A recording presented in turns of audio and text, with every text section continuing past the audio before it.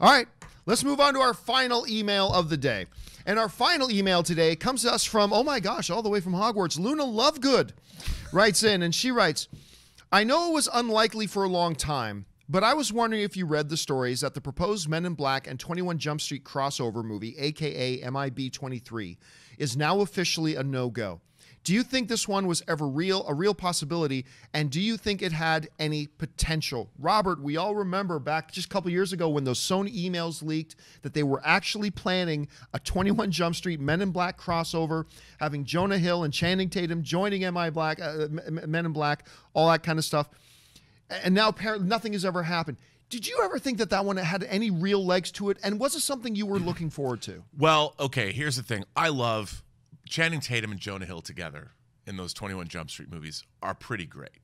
Fantastic chemistry. They have great chemistry, and I really love those actors, especially in comedic roles. Yeah. And I think the potential, the crossover of beat cops or undercover cops discovering that the Men in Black exist because we don't know. The real world doesn't know that there are aliens on Earth. That idea actually appealed to me. I like those kinds of inter-franchise crossovers. Plus, whoever they got to play the Men in Black or bringing back the old cast, it could have been, or the cast that we're getting for Men in Black With International. Chris Hemsworth and Tessa Thompson. Can you imagine all four of them together?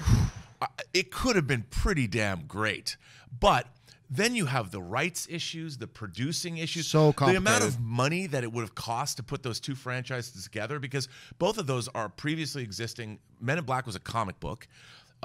21 Jump Street was a television franchise. There would be so many producers that it would have been incredibly prohibitive to have made that from a production standpoint. Your producer fees would have been, well, out of this world. So I don't think it was ever a real possibility that was on the table. It was probably somebody came up with in a meeting. You know, like that old. Have you seen the Key and Peele sketch when they talk about Gremlins 2? Yes. It would be like that. It was that kind of a meeting. Somebody said, "What if we put these two franchises together?" And in the meeting, everyone probably got really excited, or Jordan Peele came in with that character and was spinning it around, going, "Yes, we can do this." But really, you can't. Once you start running the numbers, you can't do that. Yeah, Jonah Hill was very excited about it because one of those emails that got leaked was one of his, and he was like, "This is so dope. It's going to be this and all this kind of excitement stuff." Look, I'm going to admit, the 21 Jump Street franchise was one of those films coming out that when they announced it and they were doing it, I was like, this is one of the most stupid ideas I have ever heard. And Channing Tatum hadn't really turned that corner yet for me. Right. I'm actually a Channing Tatum fan now. But a number of years ago, I honestly thought he was the worst actor in Hollywood consistently getting work. You weren't a Magic Mike disciple?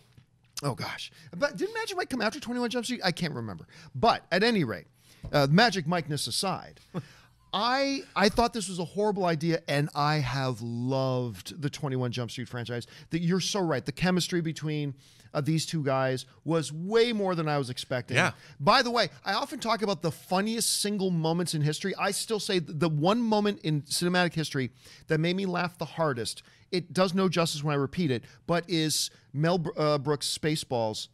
When Dark Helmet says, "Now Lone Star, you will see that evil will always triumph because good is dumb." I've never laughed harder. But in the top five is that moment where Channing Tatum is sitting there and pieces together that Jonah Hill slept with Ice Cube's daughter. and Lord Miller even put in that alarm clock. Bing, it goes off in his head. I don't even know what happened in the next 3 minutes in that movie because I was just laughing myself sick at that. So funny. And I'll tell you what, we talked about this yesterday. Sometimes you hear ideas and your first knee-jerk reaction is, "Oh, that's one thing," and then you stop for a second. When I first heard about this potential crossover, I was like, "Oh my God, how desperate is that?" And then I stopped. And I started thinking about it. And I started going, you know what? That could actually be okay. That could work. But you're right. Absolutely right. The contrived web of rights and all those issues and all the legal hurdles they would have to be able to go, the deals that they would have to orchestrate and put together ultimately became too much. Yeah. And they finally pulled the plug on it. The Men in Black producer actually said that. He said, look, it just became too monumental of a task to try to put it together. We had to shelve it, which is too bad. But I'm going to tell you right now, it might have been awful. It might have been terrible. but I was down for checking it out. I was down for checking it out. Why not? You know, I mean, look, they're making Bad Boys for Life now. You know, that's amazingly gone into production. But I would love to see a 23 Jump Street, a third one. Why not? Me too. We're getting Men in Black International, which actually looks like a lot of fun. That trailer was way better than I thought it was going to be. What a great cast. I'm just curious, Ray, would you have been down for a Men in Black? 20? Yeah, Ray's saying yep. So Ray's on board with it as he's folding purple ribbon. You have no idea why he's folding purple ribbon. I'll tell you about it some other time.